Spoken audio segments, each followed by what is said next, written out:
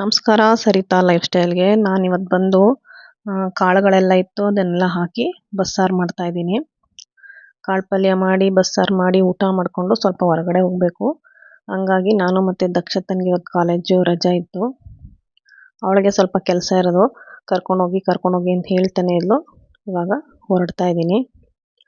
ಹೋಗ್ತಾ ಅಂದವೇ ನನ್ನ ಚಿಕ್ಕಮ್ಮ ಇದ್ದಾರೆ ಸ್ಟೇಜಲ್ಲಿ, ಅವರು ಫೋನ್ ಮಾಡಿದರು ಮನೆಗೆ ಬಂದು ಹೋಗು ಸ್ವಲ್ಪ ಕೆಲಸ ಇದೆ ಅಂಥೇಳಿ. ಹಂಗಾಗಿ ಅವ್ರ ಮನೆಗೆ ಹೋದ್ವಿ.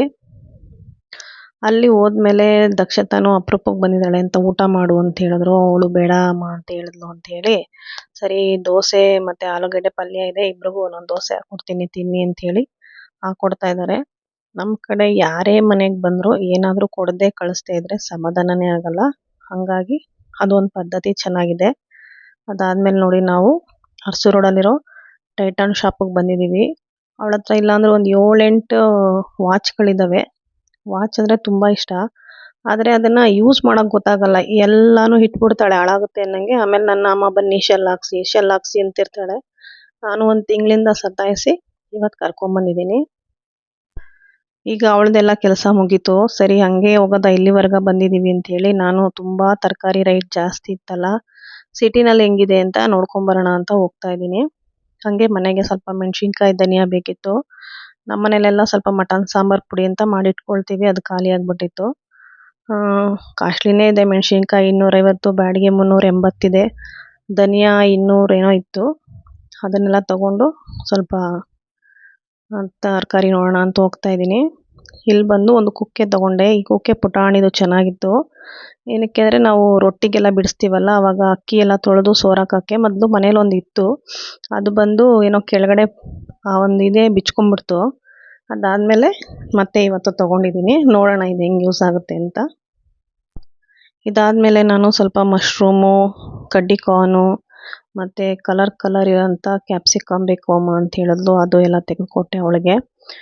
ಅದಾದಮೇಲೆ ಪರವಾಗಿರಲಿಲ್ಲ, ತರಕಾರಿ ಬಂದು ಬೆಂಡೆಕಾಯಿ, ಹೀರೆಕಾಯಿ, ತೊಂಡೆಕಾಯಿ ಎಲ್ಲ ಒಂದು 40 ರೂಪಾಯಿ ರೇಂಜಲ್ಲಿತ್ತು. ಟೊಮೊಟೊ ಮಾತ್ರ 100 ರೂಪಾಯಿ. ಕೇಳಿ ನನಗೆ ಶಾಕ್ ಆಗೋದು ಇಷ್ಟೊಂದು ರೇಟ್ ಆಗಿದೆ ಅಂತ. ಮನೆ ಹತ್ರ ಜಾಸ್ತಿ ಅಂದ್ಕೊಂಡ್ರೆ ಸಿಟಿಲಿ ಟೊಮೊಟೊ ಹಣ್ಣೇ ಇಲ್ಲ.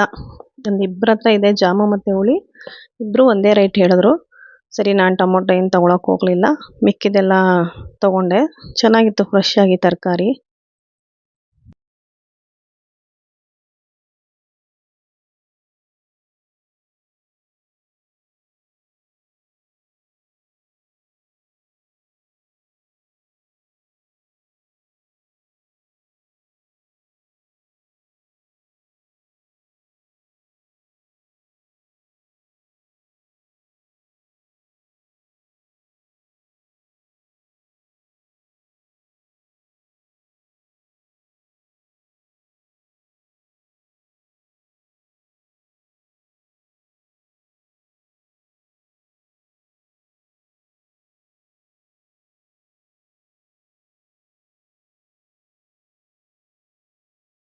ಇಲ್ಲಿ ಬಂದು ಬಾಳೆ ದಿಂಡು ತೊಗೊಂಡು ಇವಾಗ ನಾನು ಕೆಳಗಡೆ ಹೋಗ್ತಾ ಇದ್ದೀನಿ, ಸ್ವಲ್ಪ ಹೂವು ನೋಡೋಣ ಅಂಥೇಳಿ.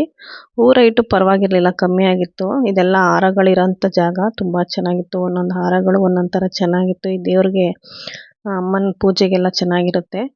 ನನಗೆ ಗುಲಾಬಿ ಮತ್ತು ಶಾವಂತಿಗೆ ಬೇಕಿತ್ತು, ಯಾಕೆಂದರೆ ನಮ್ಮ ಮನೇಲಿ ಹೊರತನೆಗೆ ಹೂವು ಹಾಕ್ಬಿಡ್ತಾರೆ. ಅದಾದರೆ ನನಗೆ ತುಳಸಿಗೆ, ಬಾಗಿಲಿಗೆ ಮತ್ತು ಯಾರು ಸಡನ್ ಬಂದಾಗ ಅರಿಶಿನ ಕುಂಕುಮ ಕೊಡೋಕ್ಕೆ ಚೆನ್ನಾಗಿರುತ್ತೆ ಅಂತ ಅದನ್ನು ತೊಗೊಳಕ್ಕೆ ಹೋಗಿದ್ದೆ. ಅದು ಸಿಕ್ತು. ಶಾವಂತಿಗೆ ಬಂದು 50 ರೂಪಾಯಿ 1/4 kg ಇತ್ತು. ಗುಲಾಬಿ ಬಂದು 30 ರೂಪಾಯಿ 1/4 kg ಇತ್ತು. ಇದನ್ನು ತೊಗೊಂಡು ನಾನಿವಾಗ ಇಲ್ಲಿಂದ ಹೊರಡ್ತಾ ಇದ್ದೀನಿ.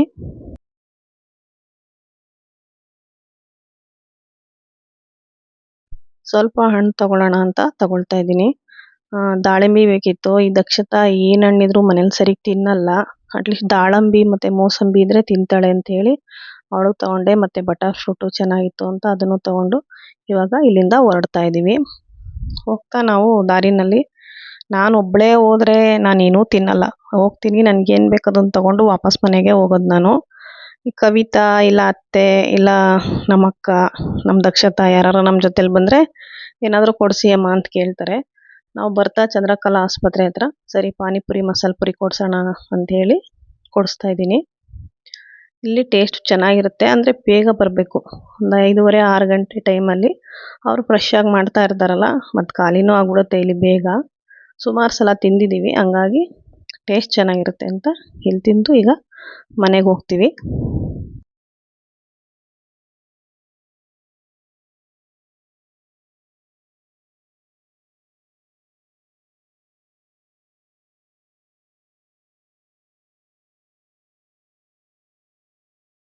ಎಲ್ಲ ತಗೊಂಡು ಮನೆಗೆ ಬಂದರೆ ಟೈಮ್ ಆಗಲೇ ಬಂದು 6:30 7 ಗಂಟೆ ಆಗಿದೆ. ಮತ್ತೆಲ್ಲ ಸೊಪ್ಪು ಮತ್ತು ಮೆಣಸಿನ್ಕಾಯಿ ಎಲ್ಲ ಕ್ಲೀನ್ ಮಾಡಿ, ಹಣ್ಣುಗಳೆಲ್ಲ ಬೇರೆ ಬೇರೆ ಕಡೆ ಹಾಕಿ ಸಪ್ರೇಟ್ ಮಾಡಿ, ಹಣ್ಣುಗಳೆಲ್ಲ ನಾನು ಸಾಮಾನ್ಯ ಫ್ರಿಜ್ಜಿಗೆ ಇಡಲ್ಲ, ಯಾಕೆಂದರೆ ಅದು ಅಲ್ಲೇ ಹಾಳಾಗೋಗುತ್ತೆ ಅಂತ ಬೈತಾ ಇರ್ತಾರೆ ನಮ್ಮ ಮನೆಯವ್ರು. ನಾನು ಮರ್ತುಬಿಟ್ಟಿರ್ತೀನಿ, ಹಾಗಾಗಿ ಫ್ರಿಜ್ ಮೇಲೆ ಒಂದೆರಡು ಪುಟ್ಟಿಗೆ ಹಾಕಿಟ್ಟಿರ್ತೀನಿ. ಮಕ್ಕಳಾರ ತೊಗೊಂಡು ತಿನ್ನಲಿಲ್ಲ, ನಮ್ಮ ಮನೆಯವ್ರು ನೋಡಿದ್ರೆ ಅವರಾರ ಬಿಡಿಸ್ಕೊಡ್ತಾರೆ ಅಂಥೇಳಿ ಎಲ್ಲನೂ ಜೋಡಿಸ್ತಾ ಇದ್ದೀನಿ ಫ್ರಿಜ್ಜಿಗೆ ಮತ್ತು ಪುಟ್ಟಿಗೆ. ಅದರಲ್ಲಿ ದಕ್ಷತಂಗೆ ಬೈದು, ನೋಡ್ಕೊ ಯಾವ್ದ್ಯಾವ್ದ್ರಲ್ಲಿ ಯಾವ್ದ್ಯಾವ್ದಿದೆ ಹಣ್ಣು, ಅದನ್ನು ತೊಗೊಂಡು ತಿನ್ಕೊಳ್ಳಿ, ಸುಮ್ಮನೆ ವೇಸ್ಟ್ ಮಾಡಬೇಡಿ ಅಂತ ಬೈದು ತೋರಿಸ್ತಾ ಇದ್ದೀನಿ. ಅವಳು ನನಗೆ ಹೆಲ್ಪ್ ಮಾಡ್ತಾ ಇದ್ದಾಳೆ. ನಾನು ಹಾಕ್ಕೊಟ್ಟಿದ್ದನ್ನೆಲ್ಲ ಎತ್ತಿ ಕ್ಯಾಪ್ ಹಾಕಿ ಇಡೋದು, ಫ್ರಿಜ್ಗೆ ಇಡಲ್ಲ, ಪಕ್ಕಕ್ಕೆ ಒಂದು ಕಡೆ ಜೋಡಿಸಿರ್ತಾಳೆ, ಮತ್ತು ನಾನೇ ಫ್ರಿಜ್ಗೆ ಇಡಬೇಕು. ಈ ಸೋರೆಕಾಯಿ, ಬಾಳೆಕಾಯಿ, ಬಾಳೆದಿಂಡು ಇದನ್ನೆಲ್ಲ ತಂದಾಗ ಸ್ವಲ್ಪ ನ್ಯೂಸ್ ಪೇಪರ್ನಲ್ಲಿ ಸುತ್ತಿಟ್ಟಾಗ ಫ್ರಿಜ್ಜಲ್ಲಿ ಕಪ್ಪಾಗಲ್ಲ. ಆ ಕಾರಣಕ್ಕೆ ನಾನು ಅದನ್ನು ಹಾಗಿಡ್ತಾ ಇದ್ದೀನಿ.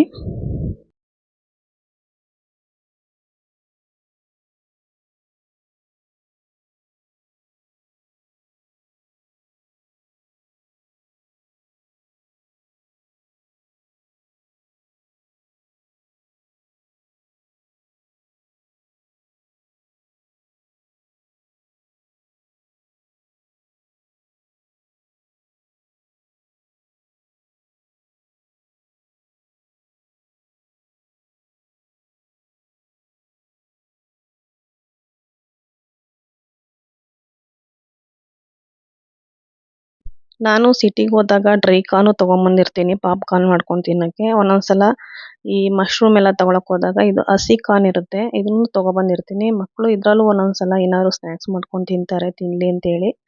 ಏನೂ ಇಲ್ಲ ಅಂದರೆ ನಾನು ಒಂದೊಂದು ಸಲ ನಂಚ್ಕೊಳ್ಳೋಕ್ಕೆ ಹೆಸರು ಬೇಳೆ ಥರನೂ ಮಾಡ್ತೀನಿ.